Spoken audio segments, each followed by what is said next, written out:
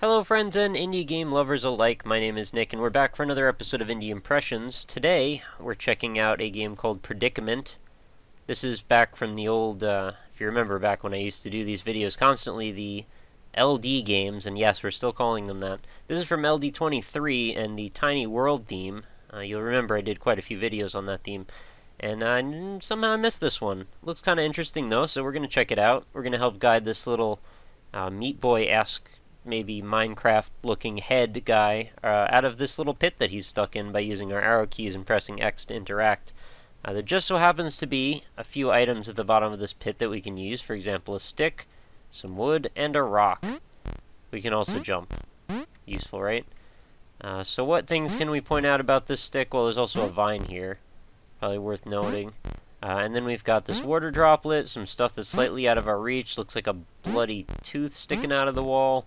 Alright, let's start picking stuff up and combining, if we can. So clearly the rock is going to be of great use. We just made a hammer. That sounds pretty freaking sweet. Used our hammer to make a crate. With our crate, we're going to push that over here. I haven't played this yet. This is just me figuring this out on the fly. We're going to take this vine. We're going to do something with it. Maybe not. We're actually going to push this block back over here. Box, I should say. Take this, and what did I just get? Oh, I knocked glasses down. Use the glasses with the light ray, because that just conveniently showed up all of a sudden. So clearly they want me to use it, right? We can use that to start a fire with the torch, maybe? No. Let's push the box back over. Let's put the vine over here. Let's put the glasses on top of the box. No, I can't do that.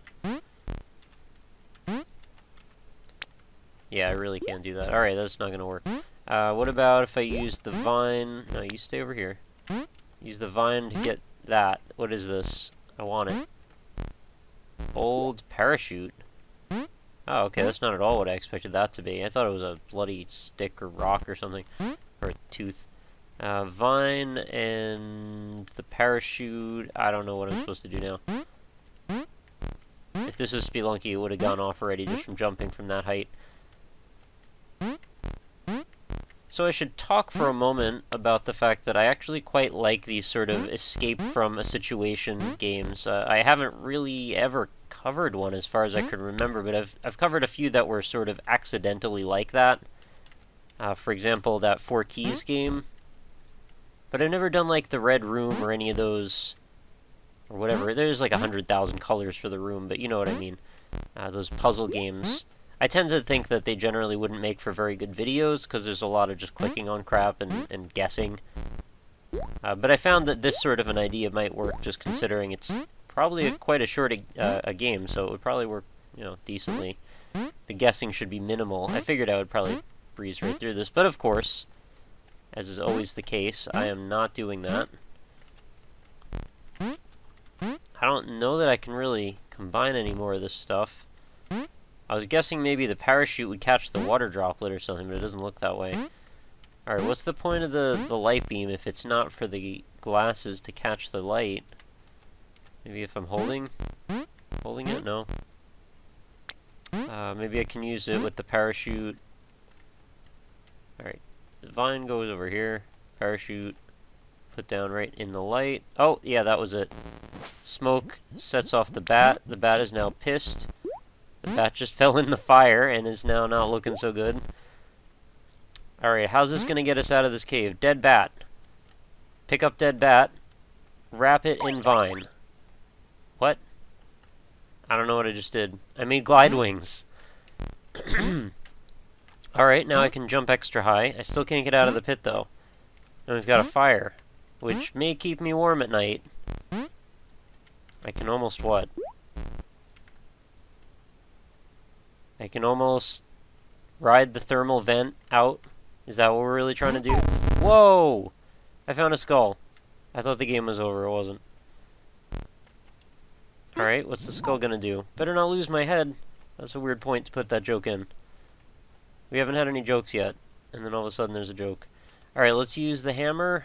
to break the skull, and inside of the skull will be... No, nothing. Let's put the glasses on the skull. Let's put the glasses in the fire. Let's put the skull, on my head.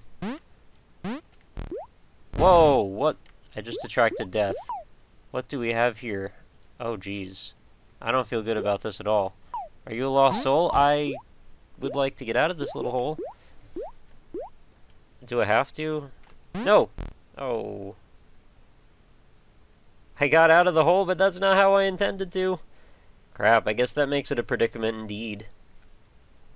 Alright, well that was a cool little game. I mean, it was roughly 3.5 to 4 minutes long, which is fine.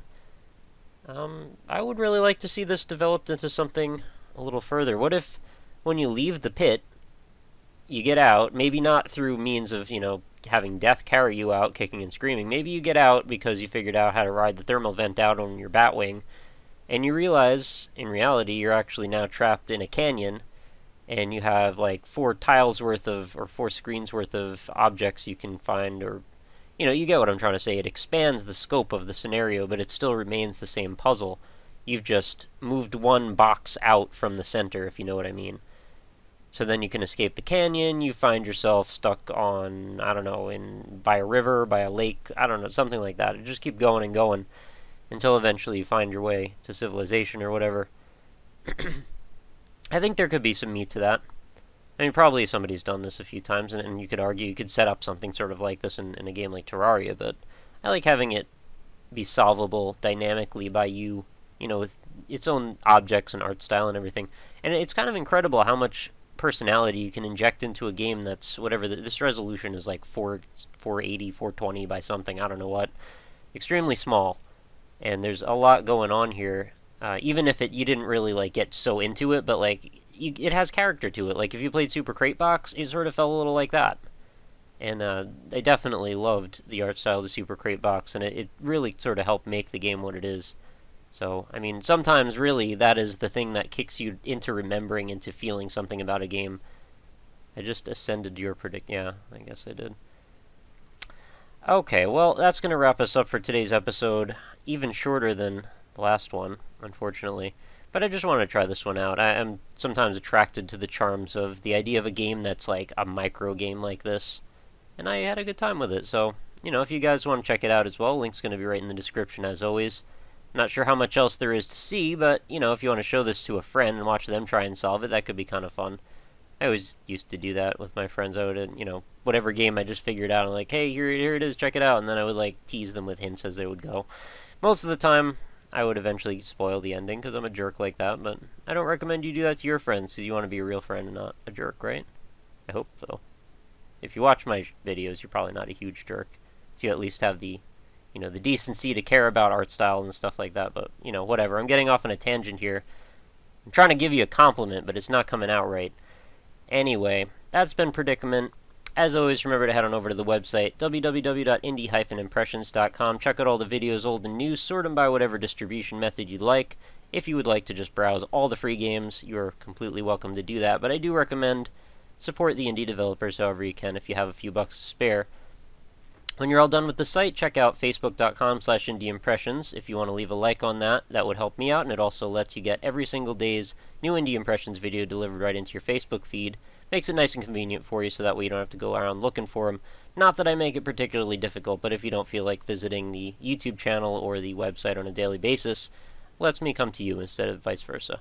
And if you have any comments, questions, criticisms, suggestions, or really just want to say hey, I'm completely open to that. Feel free to say hey via Twitter. @RockLeeSmile is my handle, and the links for this stuff is going to be right in the description, so you don't have to worry about hearing me and catching it and writing it down or anything. And of course, if you're an indie developer and you want to recommend your game to me, quickest way to get in contact with me is that Twitter handle, but I also have a contact form right on the website, so feel free to use that as well. So that's going to do it for today. Hope you enjoyed it. Remember to come back again tomorrow. I do a new episode every single day, and I hope to see you back here again.